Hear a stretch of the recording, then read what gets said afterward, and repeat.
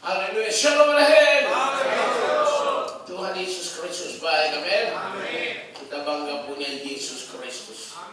Kita bersyukur setiap hari dia selalu menolong kita melalui Roh Kudus.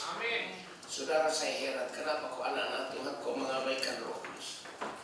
Tahu-tahu Roh Kudus itu adalah jaminan dari segala sesuatu yang Allah sudah sediakan bagi kita, baik di bumi maupun di mana? Di surga. Di surga. Itulah Roh Kudus. Ya, tolong saudara. Makanya jangan sekali-kali saudara kehabisan atau ditinggal oleh Roh Kudus. Mari kita terus-menerus diurapi Roh Kudus supaya kita selalu penuh dengan Roh Kudus. Amin. Ya, haruslah kamu selalu penuh dengan Roh Kudus. Ya. Ya, Roh Kudus menjamin semua kebutuhan hidup. Amin. Jadi tidak usah khawatir soal makan, minum, pakaian dan sebagainya. Semua Roh Kudus sudah sediakan. Karena Roh Kudus adalah jaminan dari segala sesuatu. Nah, ini saya minta saudara supaya saudara menghargai Roh Kudus lebih daripada 10 ton berlian. Ya, hargailah itu saudara. Kalau Anda tahu itu, Anda akan diberkati Tuhan luar biasa. Amin. Ini dia. Kalau saudara benar-benar tahu itu, saudara akan terhindar dari antikris namanya 666. Kita akan buka firman Tuhan sekarang supaya kita tahu siapakah musuh kita yang bisa seperti serigala berbulu domba. Dia bisa seperti malaikat. Iblis yang menyaruh seperti apa? Malaikat. Mari buka Wahyu pasal yang ke-13. Ayat 1 sampai dengan ayat 18. Kita baca seluruh ayat dalam Wahyu 13. Binatang yang keluar dari dalam laut. Ya, saya berdoa supaya Tuhan membuka rahasia-rahasia kepada saya. Jadi saudara tahu, antikris Anda 666 selalu berusaha untuk merintangi anak-anak Tuhan untuk masuk kerajaan surga. Maka saya masih ingat penglihatan yang berikan kepada Bapak Yosua, ya Yosua. Yosua ada di sini dari pendoa syafaat kita. Yang waktu dia dikasih lihat ada seorang yang datang ke rumah saya pakai kendaraan jeep, dia turun, dia cari saya. Lalu saya keluar, dia ancam saya. Ya, Silas, ajaranmu salah. Engkau ajarkan nomor 1 Tuhan, nomor 2 pelayanan, nomor 3 keluarga. Itu salah. Ikuti cara kami. Ya, ikuti cara kami. Cara kami nomor 1 Tuhan, nomor 2 keluarga, nomor 3 pelayanan. Saya katanya ngotot, tidak. Nomor 1 Tuhan, nomor 2 pelayanan, nomor 3 keluarga. Dia ancam kalau kamu tetap begitu saya tembak semua. Saya tetap, akhirnya dia tembak pembantu saya mati.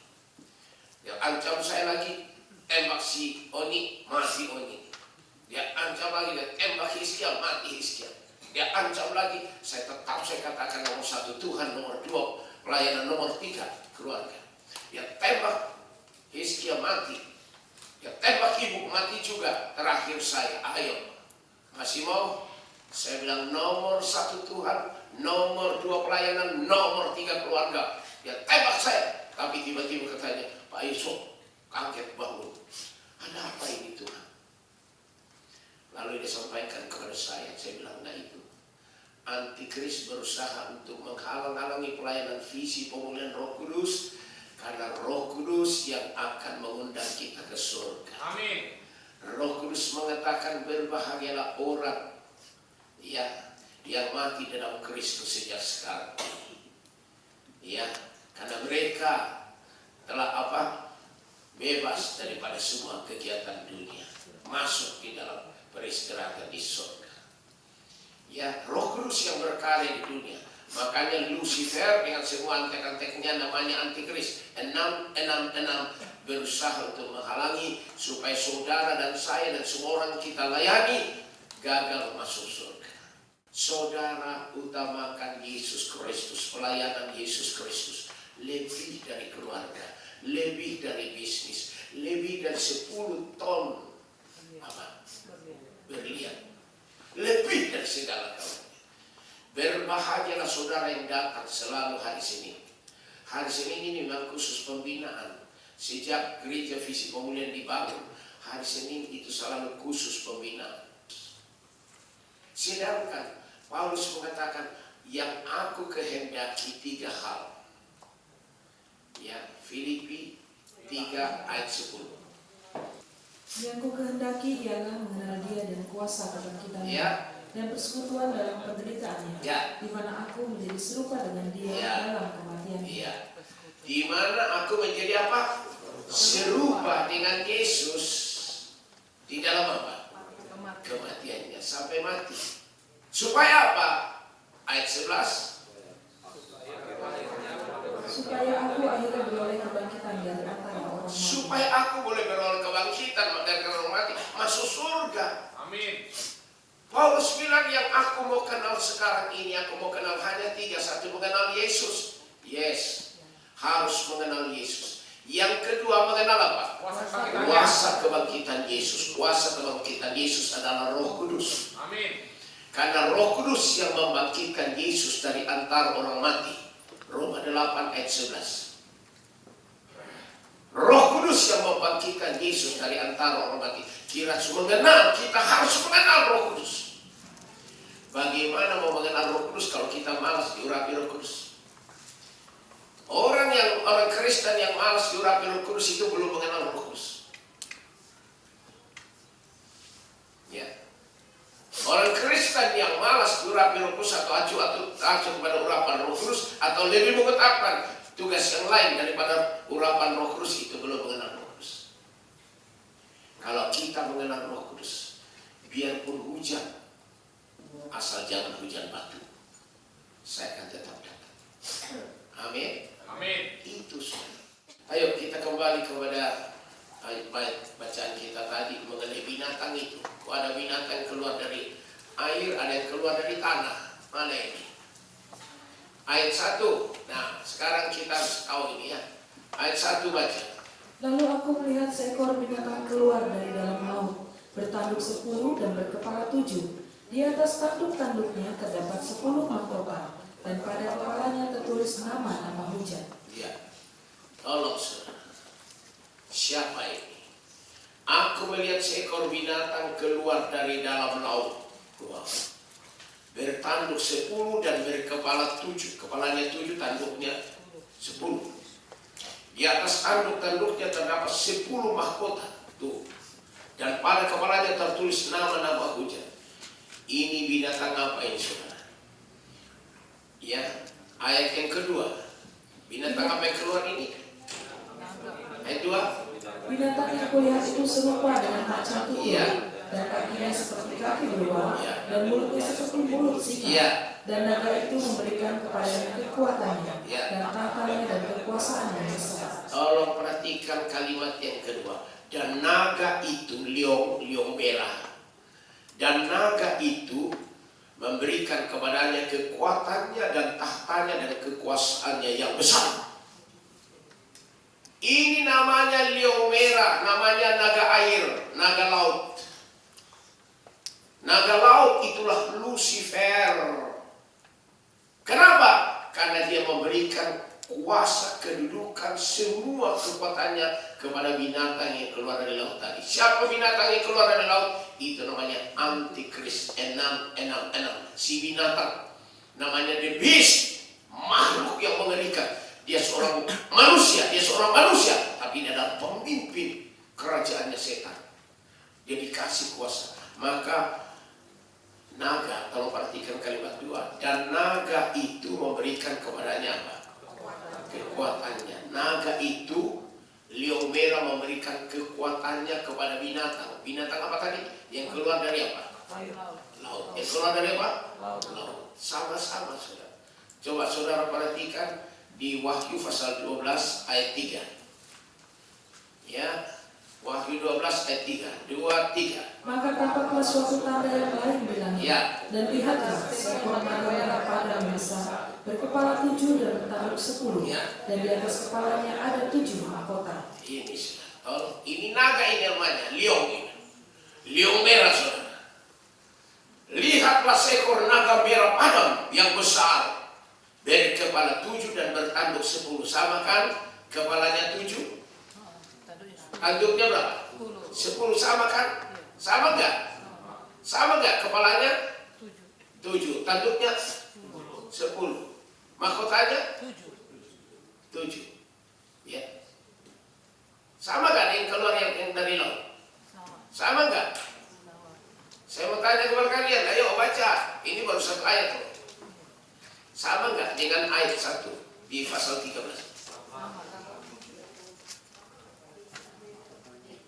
Itu dari langit, Pak. Ya. Ayo, sama enggak? Tidak. Ya, ada yang bilang sama, yang tidak.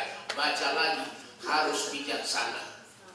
Yang bijaksana dapat menghitung bilangan binatang itu 666. Kalau tidak bijaksana itu pasti salah. Makanya saya lemparkan ini. Ayo, jangan abstain saudara. Jangan ikut-ikutan. Saudara sendiri yang jawab. Suami sendiri, istri sendiri. Bisa saja suami A, istri B, bisa saja kan?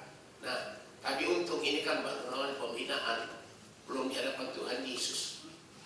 Makanya salah tidak apa-apa. Amin. Ayo, sama nggak ini binatangnya? Binatangnya sama, Pak. Binatangnya sama, asalnya beda. Ada yang bilang binatangnya sama, ada yang bilang beda. Binatangnya Serupa tapi dia sama. Mirip. Ada yang bilang lagi mirip. Dengarin dulu ya. Ayat bijaksana, Roh Kudus mengajar kita. Tolong baca dulu ayat yang ketiga. Lihat. Maka tampaklah suatu tanda yang lain di langit. Dan lihatlah seekor apa? Naga merah padam. Perhatikan ya, naga merah padam di langit toh. Naga merah padam di langit ya. Yang besar berkepala 7, bertanduk 10, dan di atas kepalanya ada 7 mahkota. Ini naga besar berwarna merah padam dari langit, dari langit. Ini yang namanya Lucifer, pemimpin daripada iblis, pemimpin dari setan-setan, pemimpin dari sepertiga malaikat Allah yang berontak kepada Tuhan. Pemimpinnya namanya Lucifer, digambarkan sebagai naga besar padam, merah padam, berkepala 7. Tuh. Kemudian tanduknya 10, mahkotanya 7. Coba sudah. Karena dia adalah pemimpin dari malaikat. Namanya Lucifer. Ya. Dia memimpin sepertiga daripada malaikat Allah, berontak kepada Tuhan. Ayat yang keempat, baca. Dan ekornya menyeret sepertiga dari bintang-bintang di langit Ya. dan melemparkannya ke atas bumi. Ya, sepertiga malaikat Tuhan disabat. Sepertiga malaikat Tuhan dia sabat pemimpin itu. Oh, berontak kepada Tuhan. Lalu Tuhan lemparkan ke bumi. Dia ada di bumi sekarang. Ini yang bikin tawuran di mana-mana. Ini yang bikin narkoba. Ini yang bikin pelacuran. Yang bikin kejahatan di dunia sekarang. Semakin ganas. Karena dia tahu waktunya sudah dekat. Tolong sudah. Jangan main-main loh. Ini musuh yang tidak kelihatan. Ini yang bikin semua ini. Iluminasi. Antikris. Ya. Terus. Dan naga itu berdiri di hadapan perempuan yang hendak melahirkan itu untuk menelan anaknya. Segera sesudah perempuan itu melahirkannya. Dia mau membunuh Yesus. Siapa yang akan membunuh Yesus waktu Yesus lahir? Herodes. Naga itu Lucifer memberikan kekuasaan kepada Herodes mau membunuh bayi Yesus. Coba. Tapi Tuhan menyelamatkan karena ini ada Yesus Tuhan. Ini naga besar namanya Lucifer dari langit. Warnanya merah padam. Pemimpin daripada pasukan Tuhan yang berontak kepada Tuhan. Seperti malaikat Allah. Sudah jelas? Siapa yang memberikan kekuatan tahta dan kekuasaannya kepada binatang yang keluar dari laut? Siapa yang memberikan? Siapa? Si naga itu. Lucifer itu. Itu naga merah padam. Jadi saya mau tanya kepada kalian, Jadi binatang yang keluar dari laut tadi ini semacam macam tutul ini, mulutnya seperti singa ini. Ya, siapa yang memberikan kuasa tahta kedudukan kepadanya? Lucifer. Maka di sini dikatakan tanduknya 10, sama kan? Bagus. Kepalanya 7, sama kan? Mahkotanya 10, sama kan? Iya. Jadi saudara, Tuhan dengan anak buah sama. Lucifer dengan antikris sama. Binatang yang keluar dari laut yang serupa macam tutul, itulah manusia yang disebut antikris. Itu yang akan memerintah di dunia nanti, menguasai dunia 7 tahun. 7 tahun. Itulah yang sangat kejamnya, luar biasa. Maka dikasih istilah oleh firman Tuhan, binatang. Binatang. Kenapa disebut binatang? Sebetulnya bukan binatang biasa. Ini adalah makhluk. Makhluk itu adalah binatang yang sangat mengerikan, saudara. Sangat mengerikan sekali. Ternyata dia bukan binatang atau makhluk seperti kita pikir seperti singa atau harimau atau kaum. Bukan. Dia ternyata seorang manusia. Seorang apa? Manusia. Cuma simbolnya itu 666. Coba baca di ayat yang ke 18. Ayat 18. Yang penting di sini ialah hikmat. Barang siapa yang bijaksana, baiklah ia menghitung bilangan binatang itu, karena bilangan itu adalah bilangan seorang manusia, dan bilangannya ialah 666. Jadi seorang apa? Seorang apa? Manusia. Jadi yang disebut tadi the beast atau makhluk atau binatang itu seorang manusia. Kenapa disebut the beast atau makhluk atau binatang buas? Karena dia punya karakter seperti makhluk, seperti binatang buas. Mengerikan. Sampai Yesus katakan dia melakukan aniaya yang belum pernah terjadi sejak dunia diciptakan. Waduh, aniaya itu lebih dahsyat daripada Hitler. Saya tidak tahu bagaimana aniaya itu sampai Tuhan katakan di dalam Matius pasal yang ke-24. Mari kita lihat Matius pasal yang ke-24 ya. Tolong catat saudara, supaya kalau saudara menyampaikan juga kepada orang lain, saudara sudah mengerti, saudara sudah mengerti. Itulah fungsi daripada pembinaan. Ya, tolong baca ayat 21. Sebab pada masa itu akan terjadi siksaan yang dahsyat, seperti yang belum pernah terjadi sejak awal dunia sampai sekarang, dan yang tidak akan terjadi lagi. Terus. Dan sekiranya waktunya tidak dipersingkat, maka dari segala yang hidup tidak akan ada yang selamat. Yes. Akan tetapi oleh karena orang-orang pilihan waktu itu akan tersingkat. Inilah dia namanya the beast, binatang makhluk. Ternyata seorang manusia yang sangat kejamnya luar biasa. Dia memerintah dunia ini 7 tahun. 7 tahun. Tapi pertengahan 7 tahun yaitu 3,5 masa, 3,5 tahun, dia mulai unjuk gigi, saudara. Aduh, dia lakukan hal yang dahsyat. Sampai Tuhan katakan, sebab pada masa itu akan terjadi siksaan yang dahsyat seperti yang belum pernah terjadi sejak awal dunia Adam dan Hawa sampai sekarang, dan yang tidak akan terjadi lagi. Hanya 1 kali sejak dunia ada. Hanya 1 kali. Dahsyatnya luar biasa. Tuhan Yesus katakan dahsyat luar biasa. Lalu Tuhan bilang, seandainya waktu tidak dipersingkat, dari semua makhluk, semua ciptaan Tuhan pasti akan mati semua. Ganasnya sudah. Ganasnya sudah itu. Itulah sebabnya Roh Kudus suruh saya menyampaikan ini. Jangan saudara masuk ke dalam pemerintahan antikris. 6. Tolong ya.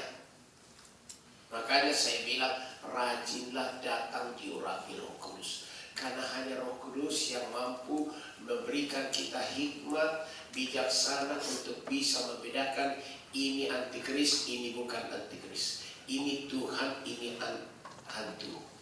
Hanya Roh Kudus. Amin, saudara. Amin. Hanya Roh Kudus. Kalau Anda tidak diurapi atau kurang urapan Roh Kudus, tidak bisa bedakan. Silakan baca firman Tuhan. Silakan baca firman Tuhan. Di dalam 1 Yohanes 2. 1 Yohanes 2 ayat 18. 1 Yohanes 2 ayat ke-18. Baca sama-sama. 2, 3. Anak-anakku, waktu ini adalah waktu yang terakhir. Dan seperti yang telah kamu dengar, seorang antikristus akan datang. Sekarang telah bangkit banyak antikristus. Itulah tandanya bahwa waktu ini benar-benar adalah waktu yang terakhir. Saya mau tanya, apa tandanya bahwa waktu ini adalah waktu-waktu yang terakhir? Apa tandanya? Bangkit banyak antikristus. Makanya saudara, ini tandanya sekarang bangkit banyak antikristus. Di mana-mana pembunuhan, tawuran saudara.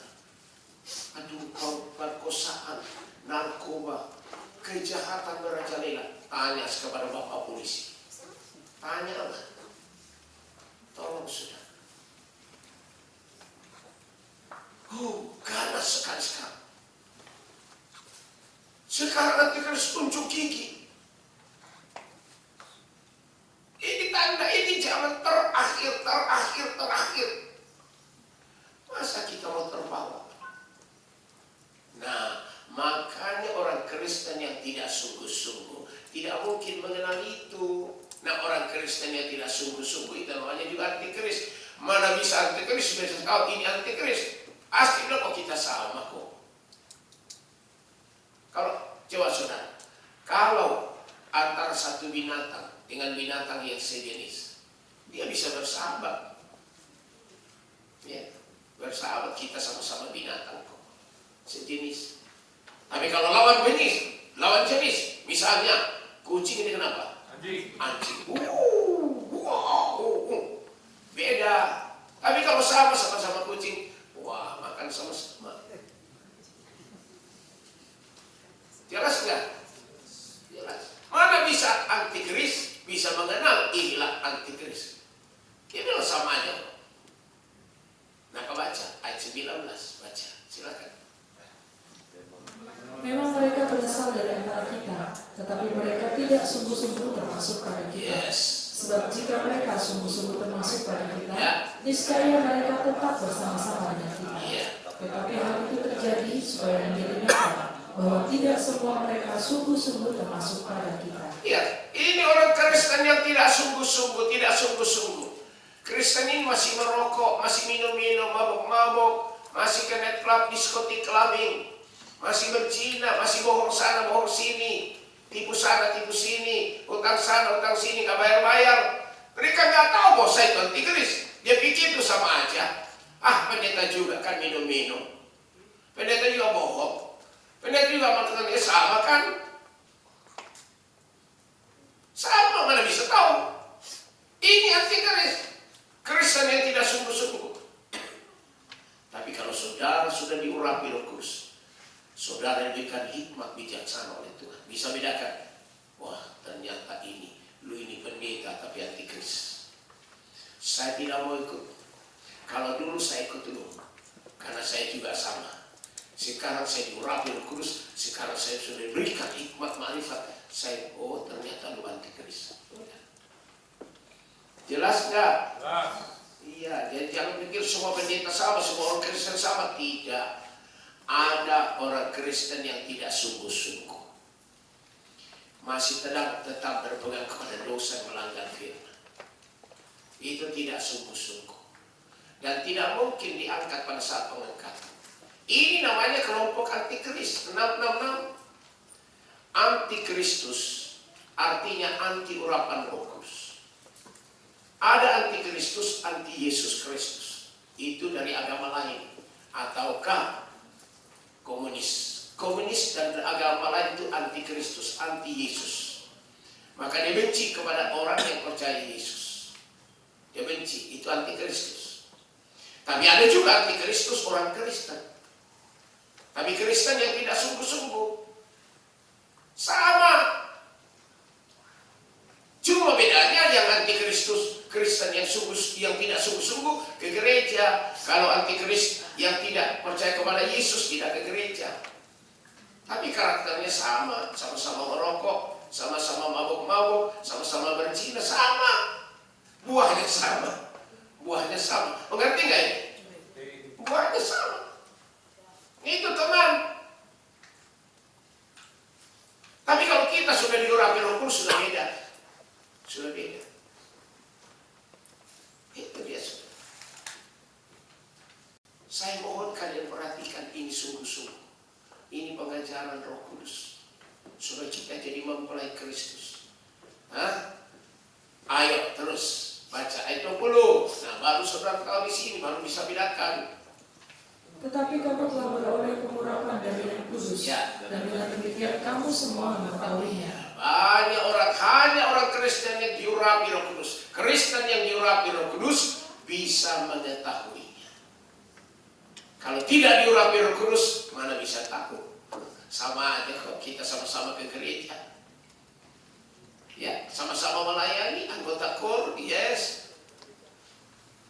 Khotbah, ya. Ke gereja, ya. Tapi bedanya buahnya beda, buahnya beda. Makanya tadi Yohanes Pembaptis berkata, kapak sudah tersedia pada akar pohon. Setiap pohon yang tidak menghasilkan buah yang baik pasti ditebang, buang ke neraka. Tuh. Yesus katakan, semua pohon yang buahnya tidak baik pasti ditebang, dibuang ke neraka. Itu saudara. Walaupun mereka orang Kristen, buahnya saudara. Dari buahnya suatu pohon dikenal. Kalau saudara perhatikan ini tanda-tanda kedatangan Tuhan sudah jelas sekali, sangat jelas. Jangan sampai kita masuk di dalam cara-cara antikris yang kita tidak tahu, kita ditipu, kita pikir sama aja, sama. Ke gereja sama, ikut KKR sama, melayani sama, anggota KOR sama, penerima syafaat sama kan? Bedanya buah.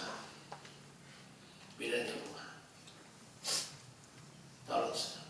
Ya, saya mohon saudara perhatikan sungguh-sungguh ini. Nah, kalau sudah tahu gitu, jangan sampai kita masuk dalam aniaya yang luar biasa besarnya itu. Kita kembali ke Wahyu tadi. Wahyu 13 ayat 1 dan 2. Ulangi. Ya, ini perlu, ini paling penting, paling penting. 2, 3. Lalu aku melihat seekor binatang keluar dari dalam laut, bertanduk 10 dan berkepala 7. Di atas tanduk-tanduknya terdapat 10 mahkota, dan pada kepalanya tertulis nama-nama hujat. Sudah jelas gak ini? Kasih tahu kalau jelas ya, jangan diam aja ya. Jelas atau tidak? Ayat 2. Binatang yang kulihat itu serupa dengan macan tutul, dan kakinya seperti kaki beruang, dan mulutnya seperti mulut singa. Dan naga itu memberikan kepadanya kekuatannya, dan tahtanya, dan kekuasaannya yang besar. Jelas gak ini? Jelas gak? Bagus. Kalau sudah jelas, sekarang kita lihatkan ayat 3. Maka tampaklah kepadaku satu dari kepala-kepalanya seperti kena luka yang membahayakan hidupnya. Tetapi luka yang membahayakan hidupnya itu sembuh. Seluruh dunia heran lalu berikut binatang itu. Siapa ini? Maka tampaklah kepadaku satu dari kepala-kepalanya. Tadi kepalanya berapa? Tadi kepalanya berapa itu? Antikris kepalanya berapa? 7 tadi. Tapi satu kenapa? Luka. Kena luka. Tapi luka itu sembuh ataukah bikin dia mati? Sembuh. Satu luka di kepalanya. Luka ini Bapak Allah, tapi kok bisa sembuh dengan mujizat? Lalu dikatakan, ya. Terus Dan mereka Lalu dikatakan, tetapi luka yang membahayakan hidupnya itu sembuh. Lalu seluruh dunia heran. Lalu apa? Kenapa? Mujizat. Kok kena kepalanya? Biasanya kan kepala paling sensitif toh. Tanya ke polisi. Kalau polisi nembak kena kepalanya mati nggak? Dia mati. Kepala itu paling sensitif. Kalau kena perut belum tentu mati. Tapi kalau kepala, wah itu ada otak di sini. Mati. Harusnya dia mati, tapi kenapa kok bisa sembuh? Nah, itu yang membuat seluruh dunia heran. Lalu mengatakan, ini dia Tuhan. Ini yang kita tunggukan sekian lama. Ternyata dia adalah Tuhan dahsyat. mukjizat terjadi. Seluruh dunia mengikuti. Ternyata dia adalah pemimpin dari antikris. Oh saudara. Terus ayat yang keempat. Dan mereka menyembah naga itu karena ia memberikan kekuasaan kepada binatang itu. Ya. Dan mereka menyembah binatang itu sambil berkata, siapakah yang sama seperti binatang ini? Dan siapakah yang dapat berperang melawan dia? Lihat saudara. Kepalanya berapa? 7. 7. Pegang ya, 7 ya. Lalu satu kepala itu kena apa? Luka parah, membawa dia mati, tapi dia sembuh. Ternyata dialah namanya pemimpin antikris. Ada 10 antikris di sini. Kenapa disebut 7 antikris ini? 10 tanduk, 10 mahkota. Mahkota melambangkan kerajaan.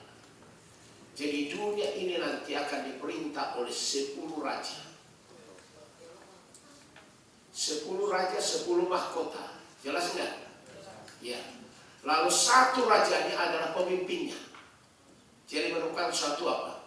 Suatu kesatuan. Pemerintahan dunia ini akan dikuasai oleh 10 kerajaan. Saya nggak tahu kerajaan apa. Apakah itu persekutuan daripada kelompoknya Rusia, Cina, atau kelompoknya Amerika dan sebagainya? Saya tidak tahu. Tapi dikatakan mereka terdiri dari 10 negara. Ya, semua punya mahkota. Tapi dikatakan di sini ya, satu kepalanya kena.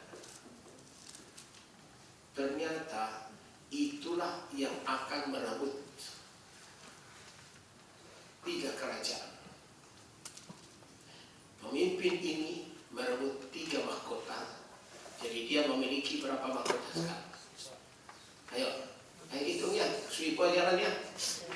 Dia rebut 3 mahkota, berarti 3 kerajaan ini datang. Bukan mahkotanya diambil, berarti sudah dia punya berapa sekarang? 13. Tadi kan dikatakan berapa mahkota tadi? 10. 10. Dia taklukkan 3, diambil mahkotanya. Jadi dia sekarang punya berapa mahkota? 13. Ada yang bilang 13. Ya lucu, gimana sih kalian ini? Selipahnya gimana? Kok muncul 13? Dari mana itu 13? 10 bisa loncat 13. Heran, itulah saudara. Wah ini bedanya, ada yang berhikmat, bijaksana, ada yang tapi nggak apa-apa saudara, masih bisa diperbaiki. Ingat, ayo saya ulangi ya. Anak-anak.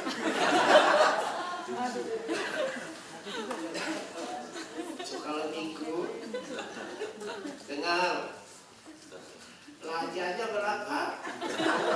10. Mahkotanya 10. Jadi tiap raja punya apa? Mahkota. Mahkotanya berapa? 1. Kemudian satu raja ini paling kuat. Dia kalahkan 3 raja. Lalu mahkotanya diambil, dilebur. Jadi raja yang hebat, yang gagah ini sekarang punya mahkota berapa anak-anak? 4. Benar. Ayo beri kemuliaan kepada Yesus.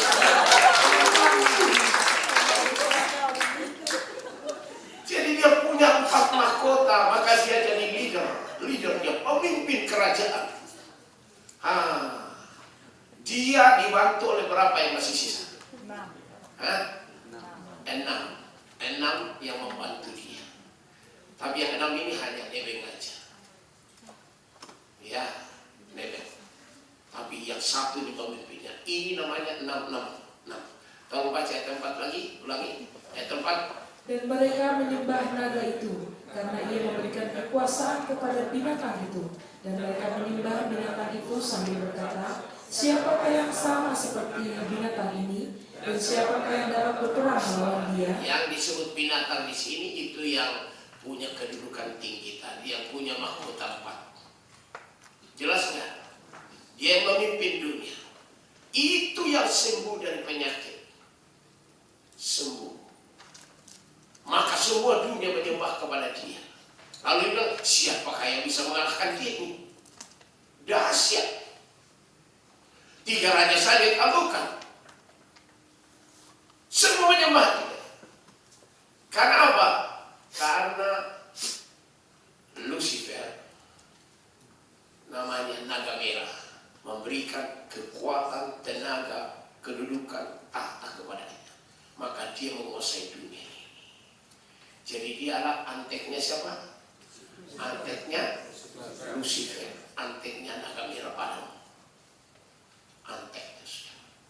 Jadi dia itu dikendalikan oleh namanya naga merah padam Lucifer. Pemerintahnya adalah pemerintahan naga merah padam itu Lucifer. Dia akan memerintah dunia ini 7 tahun.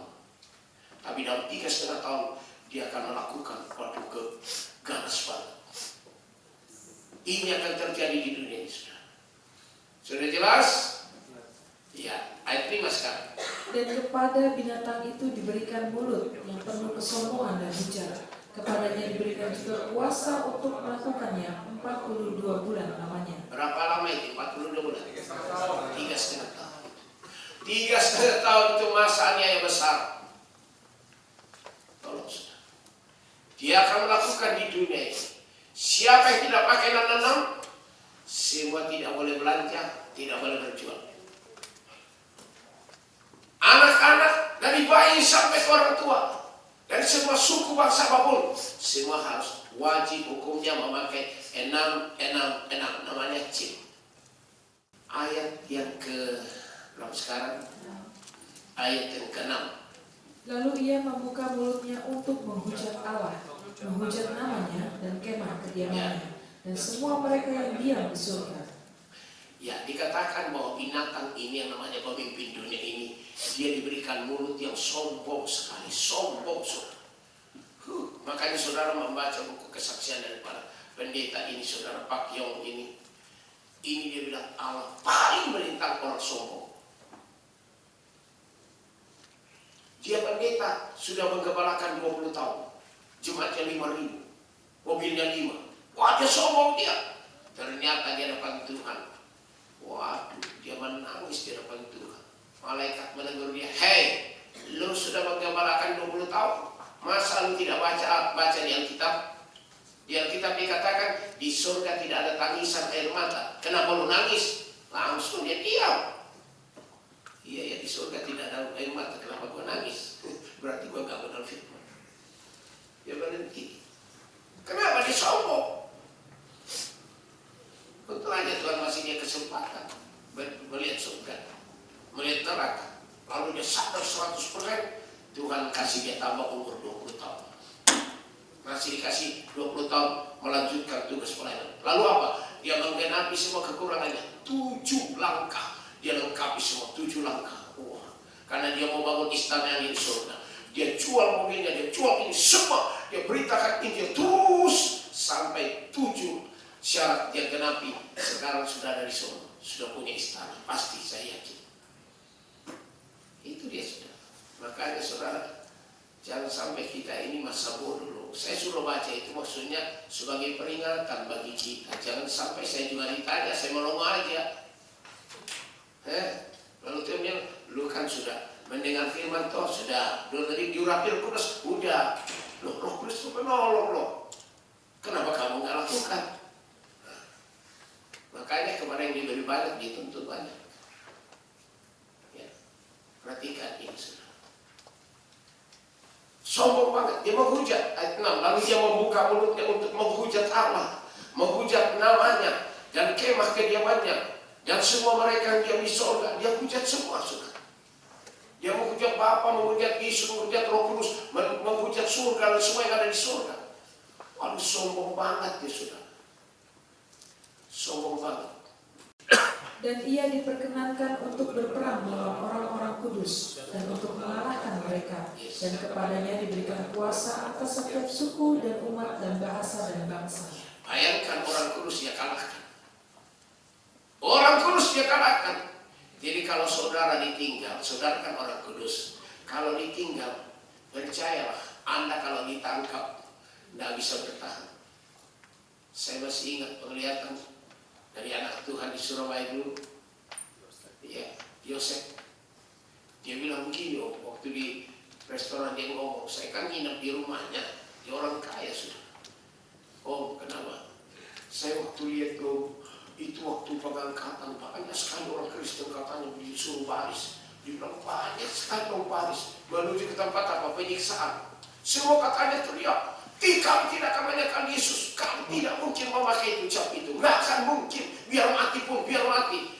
Tapi waktu sampai ke tempat penyiksaan, dia bilang, dia lihat itu, semua akhirnya gugur imannya, akhirnya dia pakai cap itu juga. Nggak tahan, nggak mungkin bisa tahan dia bilang. Saudara, berjaga-jaga, waspada, berdoa. Hidup dalam kekudusan kesalehan. Sebab tanpa kekudusan kesalehan tidak ada seorang pun melihat Allah. Saya mohon saudara perhatikan ini. Ini waktunya sudah dekat, hari-hari terakhir ini. Ia diperkenankan untuk berperang melawan orang-orang kudus dan untuk mengalahkan mereka, kalah orang kudus. Dan kepadanya diberikan kuasa atas setiap suku dan umat dan bahasa dan bangsa. Semua sudah. Dia bisa taklukkan siapapun mereka dari bangsa manapun di dunia. Ganasnya luar biasa. 8. Dan semua orang yang diam di atas bumi akan menyembahnya, yaitu setiap orang yang namanya tidak tertulis sejak dunia dijadikan di dalam kitab kehidupan dari anak domba yang telah disembelih. Ini dia saudara. Semua orang yang diam di bumi akan menyembahnya. Karena mereka namanya tidak ada dalam kitab kehidupan, kitab Al-Hayat. Semua menyembah dia. Ayat 9. Barang siapa bertelinga, hendaklah ia mendengar. Semua dengar nggak tadi? Karena semua punya apa? Kenapa dikatakan kalau ada pengajaran begini, berarti ini pengajaran paling penting. Jangan sampai saya melalaikan ini. Saya sudah punya telinga, saya sudah dengar ini. Saya mau melakukan ini. Dengar nggak saudara? Ya bagus. Nah ayat 10. Barang siapa ditentukan untuk ditawan, ia akan ditawan. Yes. Barang siapa ditentukan untuk dibunuh dengan pedang, Ya. ia harus dibunuh dengan pedang. Ya. Yang penting di sini ialah ketabahan dan iman orang-orang kudus. Saya tekankan lagi. Dengar. Saudara mau matinya bagaimana? Ayo, saudara mau matinya bagaimana? Kok nggak ada yang mau jawab? Diangkat. Mati mengalami pengangkatan. Ya, diangkat. Mas aja Pak Haris saja yang jawab. Ayo, saudara mau mati bagaimana? Diangkat. Eh? Dari pengangkatan. Sudah baca ini loh, sudah baca, makanya saya bilang baca, hayati, renungkan, lalu jawab. Nah, ayo, saudara mau mati bagaimana? Tuh, nggak bisa jawab lagi. Diangkat, Pak. Hah? Diangkat. Ada yang mau ditawan, ada yang mau ditangkap, ada yang mau diangkat. Ayo, mau apa?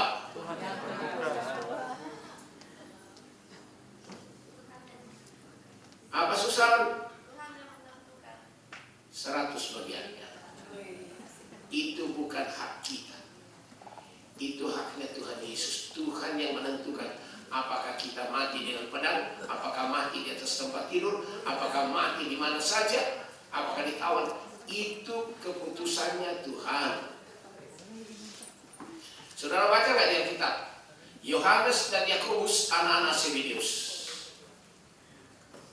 Yohanes dan Yakobus anak Zebedeus datang kepada Tuhan Yesus mengatakan, Tuhan, perkenankan kami satu di kiri dan satu di kananmu pada saat engkau ada di surga. Wah, egois banget ini anak Zebedeus, Yohanes dan Yakobus. Tuhan bilang, ya soal kedudukan di kiri kanan saya di surga, kamu bisa asal kamu mau minum cawan yang saya cawan dibaptis dengan baptisan Kami bisa. Tuhan bilang, ya benar, kamu memang akan minum cawan yang kau minum, kamu akan dibaptis dengan baptisan yang saya dapat. Tapi soal duduk di sebelah kiri dan kananku di surga, itu bukan aku yang tentukan. Itu sudah disediakan oleh siapa? Bapa di surga. Nah, kehendak Bapa, pengennya sih aku mau diangkat. Jelas nggak? Pengennya itu. Tapi di atas iman saya ada apa? Di atas iman kita ada apa? Dengar. Di atas iman kita apa? Kasih. Masa di atas iman kita ada pengharapan? Di atas iman kita, iman dengan pengharapan itu satu paket. Ada apa? Kasih. Kasih itu Allah itu kasih. Jadi kasih lebih tinggi dari iman pengharapan. Nah, kasih itulah kehendak Allah, kehendak Bapa. Itu kasih. Nah, kalau kita beriman, saya mau diangkat, tapi Bapa menghendaki tidak diangkat tapi mati. Itu kehendak Dia. Berarti kasih Allah lebih daripada iman kita. Jelas nggak itu? Jelas nggak? Bagus. Semua kerusuhan Tuhan. Pengennya sih mau apa? Pengennya mau apa? Siapa yang tidak mau diangkat?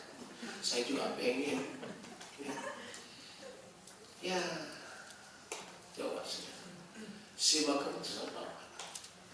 Makanya saudara, mari yang paling penting adalah tolong baca ayat yang ke-10 bagian B terakhir. Yang penting di sini ialah ketabahan dan iman orang-orang kudus. Yang penting adalah iman dan apa? Ketabahan, iman dan ketabahan. Tabahlah menghadapi segala macam tantangan, masalah apapun, masalah rumah tangga, masalah bisnis, masalah pekerjaan, masalah apapun di dunia, saudara harus tabah, berjuang menghadapinya karena Anda punya iman. Amin. Itu yang paling penting. Soal nanti diangkat atau mati di mana saja atau di tahun itu adalah kehendak Bapa. Jelas enggak? Iya. Makanya jangan bilang, loh kok matinya begini, berarti wah ini enggak beriman, ini enggak sesuai dulu. Semua kematian kita sudah ditentukan Tuhan. Tapi yang penting adalah ketabahan iman dia dan tidak menyangkal Yesus dia. Itu yang paling utama. Jelas enggak? Bagus. Sekarang perikop yang kedua, binatang yang keluar dari apa? Dari apa? Bumi. Tadi binatang yang keluar dari mana? Laut. Siapa namanya itu? Antikris. Ya macam itu antikris.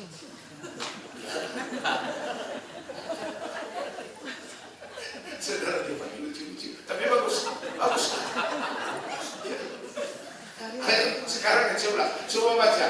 Ayat 11. 2, 3. Dan aku melihat seekor binatang lain keluar dari dalam bumi dan bertanduk dua, sama seperti anak domba, dan dia berbicara seperti seekor naga. Siapa ini? Aku melihat seekor binatang lain loh, bukan lagi macam tutul. Binatang lain keluar dari dalam bumi, tadi keluar dari laut. Ini keluar dari bumi, satu darat, satu air. Dan bertanduk dua, sama seperti anak domba, dan ia berbicara seperti seekor naga. Siapa ini? Anteknya Antikris. Siapa? Anteknya Antikris. Siapa yang lain? Nabi. 100 bagi Cika. Nabi-nabinya Antikris. Ini namanya serigala berbulu domba. Dia berbicara seperti naga, tapi bertanduk dua. Seperti apa? Seperti domba. Tanduknya dua seperti domba. Tapi omongannya itu Antikris, naga. Itu namanya serigala berbulu domba. Itulah nabi-nabinya Antikris. Serupa tapi tidak sama. Ini muncul sekarang ini, saudara. Banyak sekali Antikris sekarang. Itu yang menipu banyak orang Kristen. Mereka bilang, sama aja, kita kan sama-sama gereja, sama-sama pendeta. Jangan mentang-mentang kamu ini orang pemulihan, orang diurapi Roh Kudus, kita semua diurapi Roh Kudus. Semua orang Kristen benar, semua anggota gereja benar, semua pelayan gereja, anggota KOR, pendoa syafaat, semua pengkhotbah benar, sama-sama, tapi beda buah. Omongan kamu adalah omongan naga. Ya, omongan kamu kan masih duniawi. Ya, omongan kami yang diurapi Roh Kudus sudah lain. Kalau dulu omongan saya juga seperti naga, bohong, menipu, marah, benci, dendam. Tapi sesudah diurapi Roh Kudus, it's all over. Semua sudah berlalu. Sekarang Tuhan berikan buah roh. Buah roh. Jelas nggak? Saudara baca apa yang Tuhan katakan dalam Matius 24 ayat 11. Matius 24 ayat 11. Baca. Ya. Banyak nabi palsu akan muncul dan menyesatkan banyak orang. Banyak nabi palsu akan muncul pada zaman terakhir ini dan menyesatkan banyak orang, termasuk orang Kristen, diikut sesat semua. Terus ayat yang ke-24. Sebab Mesias palsu dan nabi-nabi palsu akan muncul, dan mereka akan mengadakan tanda-tanda yang dahsyat dan mukjizat-mukjizat, sehingga sekiranya mungkin mereka menyesatkan orang-orang pilihan Tuhan. Orang pilihan aja disesatkan sudah. Muncul Mesias palsu, Yesus palsu. Ya, dia menyesatkan banyak orang. Dia bikin mukjizat-mukjizat. Dia turunkan api dari langit. Patungnya bisa ngomong. Ayo kembali ke Wahyu 13 tadi. Sekarang ayat 12. Ini namanya nabi-nabinya antikris. Ayat 12 baca. Dan seluruh kuasa binatang yang pertama itu dijalankannya di depan matanya.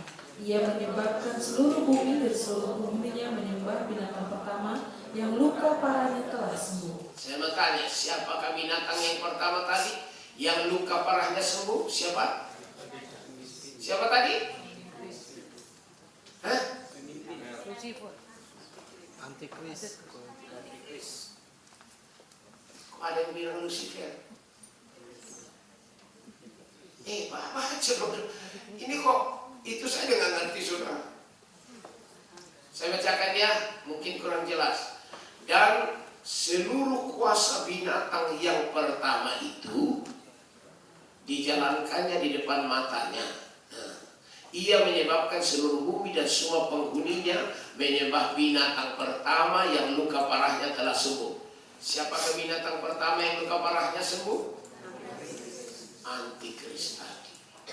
Jadi nabi-nabinya antikris ini melakukan perintah dari antikris. Jelas nggak? Nabi-nabinya antikris, nabi palsu, melakukan perintah dari antikris. Sedangkan antikris melakukan perintah dari apa? Naga merah, namanya Lucifer. Jelas gak hierarki ini? Ya, sekali lagi ya, jangan salah ya. Nabi-nabi di antikris ini melakukan perintah dari siapa? Antikris.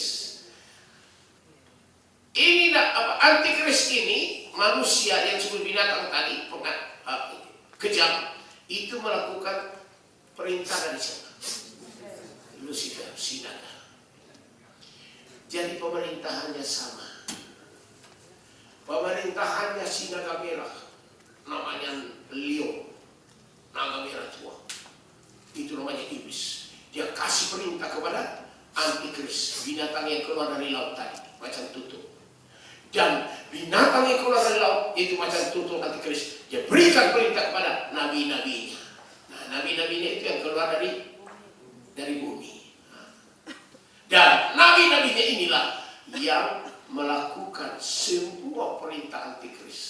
Apa yang dilakukan? Silakan baca terus. Ayat berapa sekarang? 13 ya. Dan ia mengadakan tanda-tanda yang dahsyat. Bahkan ia menurunkan api dari langit ke bumi di depan mata semua orang. Siapa yang lakukan ini?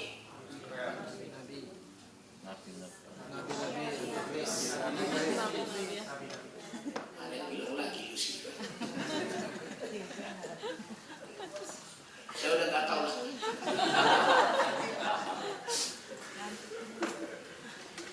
Ya.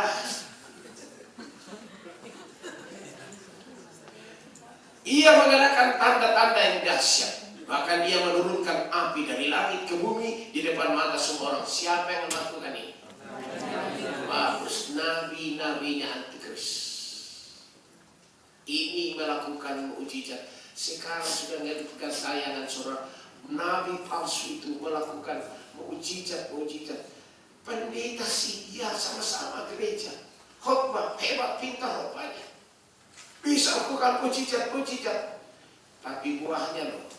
Makanya Yesus selalu katakan, dari buahnya kamu bisa mengenal pohon. Matius 7 khotbah telah disebutkan. Dari buahnya kamu bisa mengenal pohon. Jangan bilang, Tuhan kami sudah usir setan, kami sudah berbuat, kami sudah melakukan banyak mujizat demi nama Yesus. Tapi Yesus bilang, aku tidak pernah kenal kamu. Karena buahnya jelek. Ternyata dia adalah nabi-nabinya antikris. Dia melaksanakan perintah dari antikris. Dan perintah antikris dari Lucifer. Amin. Amin. Sudah jelas, bagus, udah pintar tuh. Ayat 14 sekarang. Ia menyesatkan mereka yang diam di bumi dengan tanda-tanda yang akan diberikan kepadanya untuk dilakukannya di depan mata binatang itu. Dan ia menyuruh mereka yang diam di bumi supaya mereka mendirikan patung untuk menghormati binatang yang luka oleh pedang, namun yang tetap hidup itu. Saya mau tanya lagi, siapa yang memerintahkan bikin patung supaya disembah oleh semua manusia di dunia? Siapa? Nabi-nabinya antikris. Nah, patung yang disuruh bikin, patung yang disuruh dibikin supaya disembah seluruh bumi, patung apa itu? Patung siapa? Patung antikris. Karena luka di kepala dan sembuh, itu namanya antikris. Makanya nabi-nabi antikris bikin patungnya antikris. Seluruh dunia harus menyembah kepada patung antikris. Wah, coba sudah.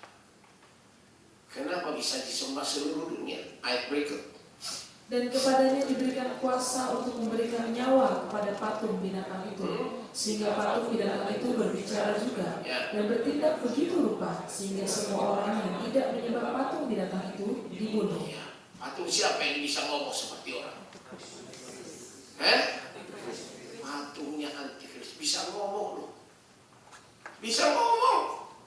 Palingan orang sudah bilang pantas semua manusia nyembah dia bisa ngomong. Asal patung bisa ngomong. Tidak bisa ngomong aja bisa masuk orang. Apalagi kalau ngomong. Percaya nggak? Patung yang tidak ngomong tidak mendengar disembah orang. Sekarang.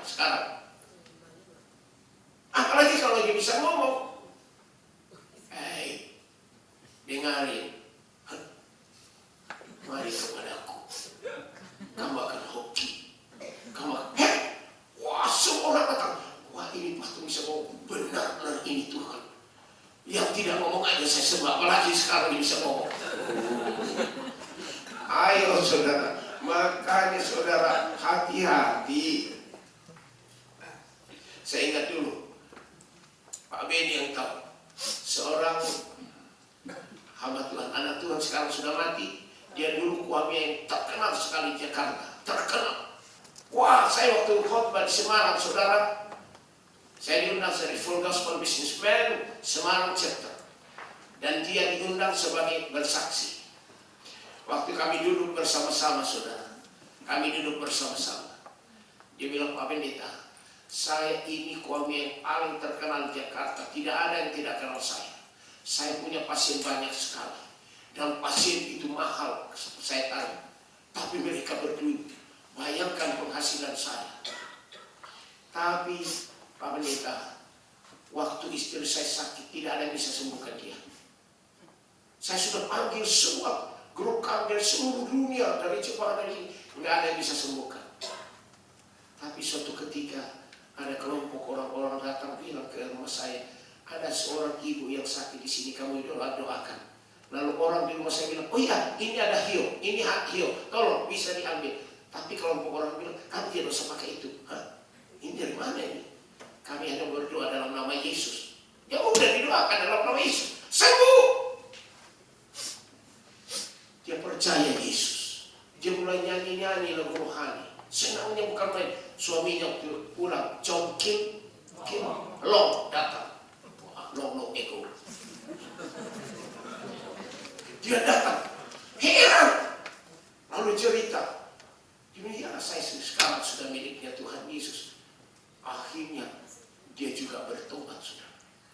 Dia dibaptis jadi anak Tuhan. Dia bilang, saya baru tahu Pak Pendeta. Kenapa? Saya dulu dikasih kepintaran.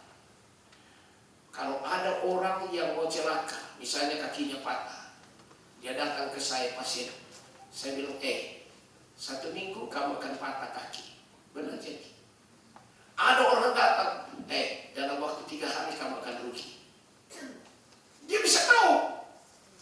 Tapi dia bilang, tapi yang bikin saya sedih Pak Pendeta, kenapa?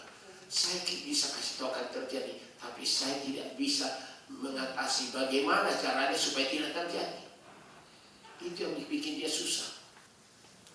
Akhirnya waktu dia percaya Yesus, dia, oh Ju Yesus ini, ini Yesus. Baru dia ternyata bisa mencegah, itu namanya Yesus. Saya bilang amin. Nama Yesus, nama di atas segala nama. Amin. Dia bertobat, lalu dia bilang, Pak Pendeta, dulu saya punya patung bisa bergerak. Bisa bergerak. Sudah ditawar sekian juta, saya tidak mau kasih. Ya. Tapi sesudah saya bertobat, saya tidak jual, saya bakar sesuai firman di dalam Ulangan 7. Saya bakar, saya curkan. Dia sudah ada di surga. Ini kesaksian di hadapan saya. Ini nabi-nabinya antikris, bisa bikin patung antikris, bisa ngomong. Hei, dari mana kamu? Dari Medan. Ayo, semua dikasih tahu ini. Akhirnya kamu semua datang menyembah. Dari Amerika semua datang menyembah kepada patung itu. Coba. Makanya jangan sembah patung, sembahlah Yesus. Amin. Amin. Bagus, teruskan. 16. Dan ia menyebabkan sehingga kepada semua orang, kecil atau besar, kaya atau miskin, merdeka atau hamba, diberi tanda pada tangan kanannya atau pada dahinya. Yes. Semua orang besar, kecil, kaya, miskin, tua, muda, bayi atau sampai orang dewasa harus diberi tanda pada dahi atau apa? Lengan kanan. Ini di dahi lengan kanan. Tanda itu 666. Itu namanya chip. Saudara kalau pakai chip tidak mungkin masuk surga, biar kau pendeta. Makanya saya bilang tadi, kalau Anda tidak diangkat, Anda ditangkap sama antikris, Anda dia aniaya besar, Anda pasti memakai itu 666. Mengenai tahan. Makanya saudara saya harus diangkat pada saat pengangkatan. Amin. Rajin datang, ini lebih mahal dari 10 ton. Berlian, saudara. Nanti kalau disuruh kasih nas untung, Bapak ngajarin kami dulu gitu.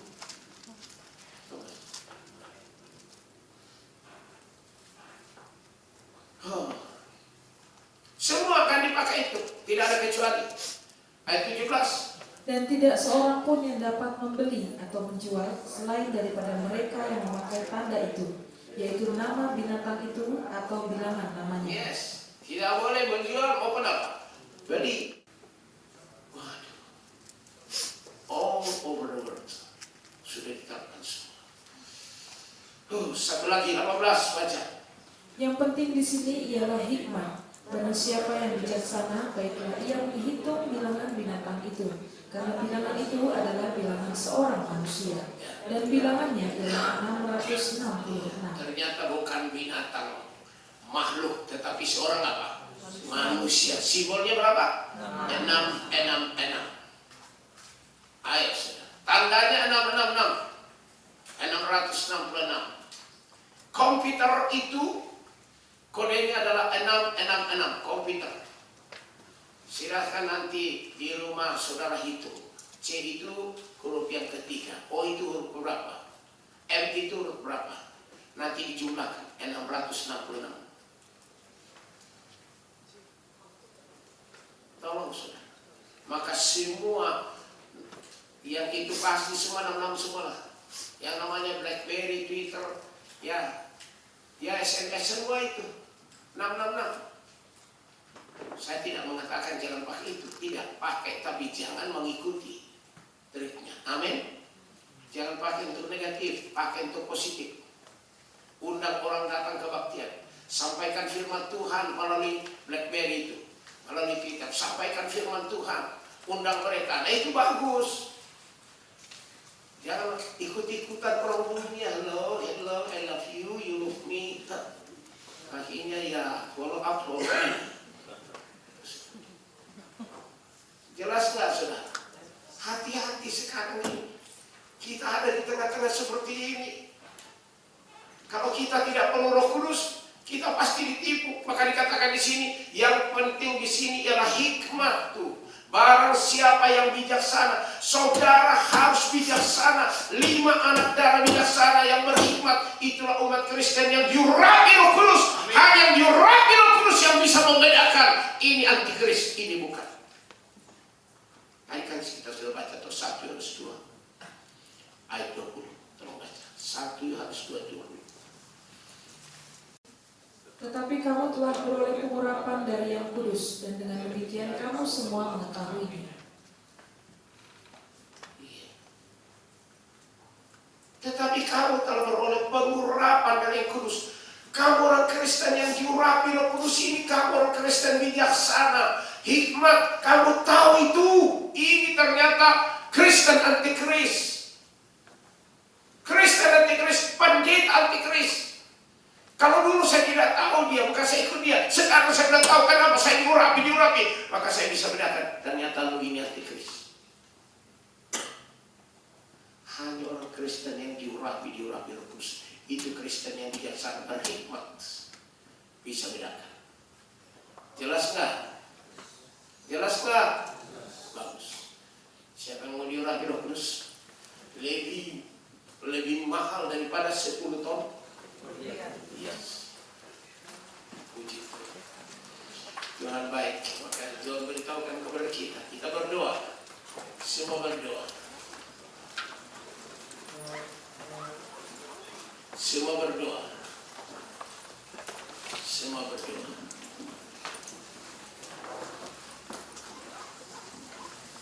Saudara, pusatkan hati dan pikiranmu kepada Kristus.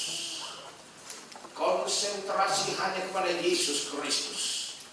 Jangan bercabang hati dan pikiranmu. Pusatkan sekarang ini juga. Dan engkau datang kepada Tuhan Yesus Kristus, mengaku segala dosamu, kejahatanmu, kebodohanmu, kesalahanmu. Karena Yesus mau mengampuni, bahkan mau menyucikan, membasuh engkau lebih putih dari salju. Ini saat yang terakhir sebelum antikris memerintah. Kita harus dipulihkan. Makanya saudara sadarlah dan bertobatlah, supaya dosamu dihapuskan, agar Tuhan mendatangkan kenegaan bagimu. Semua buka mulut dan mulai mengaku dosa. Semua buka mulut dan mulai mengaku dosa. Akui dosamu. Jangan biarkan dosamu menguasai engkau, sehingga engkau termasuk antikris. Minta Roh Kudus supaya Roh Kudus mengingatkan engkau semua kesalahan dosa-dosamu sejak dari masa kecil sampai sekarang. Biar Roh Kudus ingatkan itu. Dan engkau kalau sudah diingatkan Roh Kudus, saudara akui di hadapan Tuhan Yesus. Makanya saudara sadar, bertobat sekarang ini. Buka mulutmu, ucapkan pengakuan dosamu kepada Tuhan Yesus. Jangan tutup mulut kalau berdoa. Buka mulutmu, ucapkan pengakuan dosamu kepada Tuhan Yesus.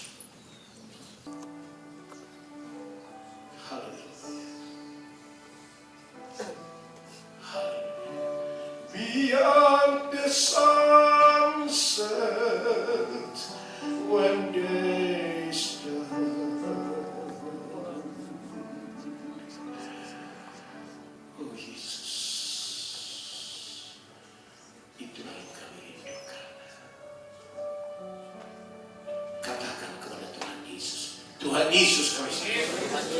Sekarang saya mendengar firman, saya sadar, saya bertobat, saya mengakui semua kesalahan saya, semua dosa saya, semua kejahatan saya, semua kenajisan saya, semua kesombongan saya, semua gengsi saya, semua kekerasan hati saya, semua kebohongan saya, semua ketakutan saya, kekhawatiran saya, kecemasan saya, karakter saya, sikap hidup saya yang melanggar firman Tuhan, yang mendukakan Roh Kudus yang telah saya lakukan pada waktu-waktu yang lalu, sampai saya menyesali, saya bertobat, saya minta ampun.